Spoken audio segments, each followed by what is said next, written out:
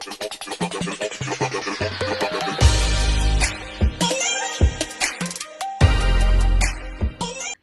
guys, it is me, Ada. Welcome to my channel. So in today's episode, I'm going to be talking about the history of makeup. You guys know my channel is about beauty and makeup, and this is my slay station. This is where I put on my makeup. So, and you know that I love to research. So I did some research and I found some information that I'd love to share with you about the history of makeup. So without further ado, let's get started. But before we do, if you are already subscribed to me, thank you very much for subscribing. If you are not, please hit the subscribe button and subscribe so that you can see what I'm posting. So how did this all start? Okay, so it started over 7,000 years ago in ancient Egypt. It seems like everything started in ancient Egypt, right?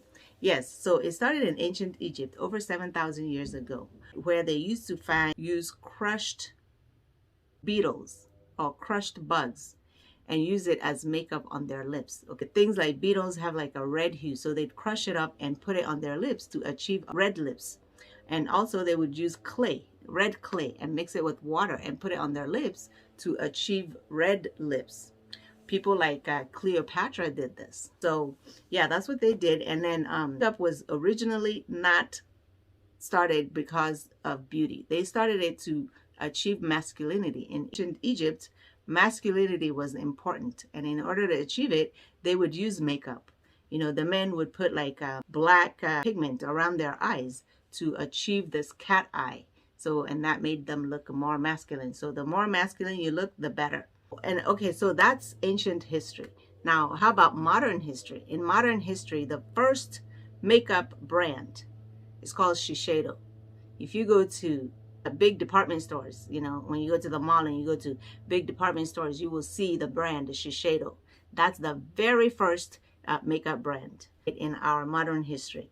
And that was started, the company was started by a gentleman, a Japanese gentleman by the name of Arinobu Fukuhara. I'm usually good with names, so I think I said it right. Arinobu Fukuhara started Shiseido in Japan, and he started it. He was a pharmacist, and you know, he was, you know, the head of his pharmacy where he worked, and he was not happy with the quality of Japanese medicine. He was not happy with it. So he decided to open a pharmacy, okay, his own pharmacy. So he opened his own pharmacy so that he could be able to, you know, provide them with better supplies of products. So, and the first thing that he produced was, or that he offered, was toothpaste. Because back then in Japan, they were using limestone and salt to brush their teeth. And it was causing problems. It was causing their teeth to damage and stuff.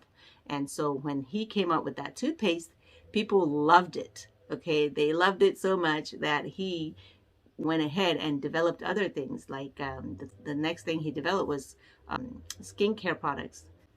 And they loved that too. And then he came up with these colored powder for your face. Because back then, what everyone was using was just white powder on their face, because white face was in vogue and it was considered beautiful. And so that's what everyone used, and they didn't know anything else until he came up with the colorful facial. People like Queen Victoria of England condemned makeup, or the use of makeup, because she said it was associated with prostitution, and the people that wore it were not considered good girls. They were prostitutes.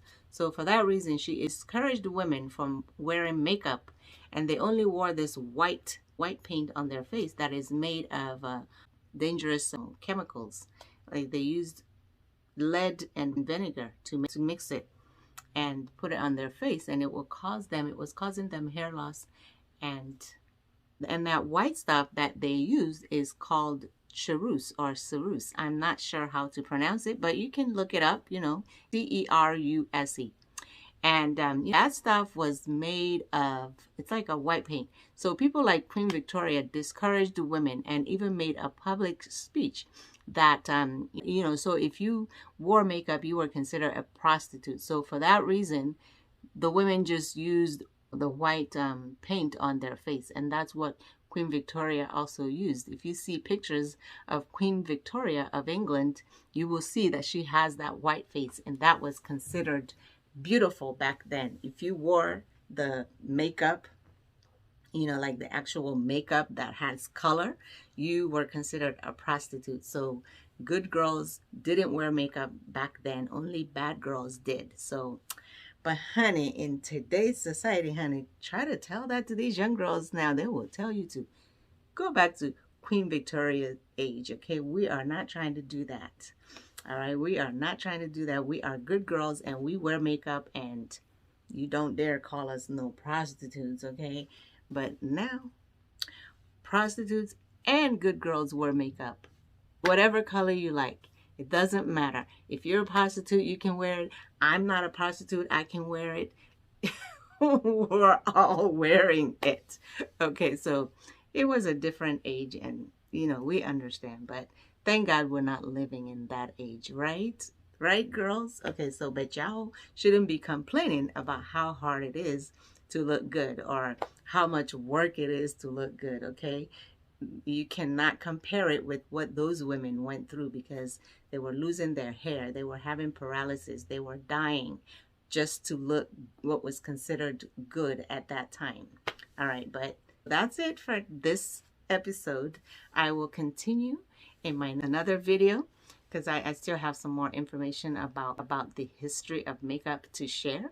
Okay, so I will see you next time. So don't forget to like this video if you enjoyed it, and subscribe to my channel so that you can see future videos that I'm posting. All right, okay, take care now. Bye bye.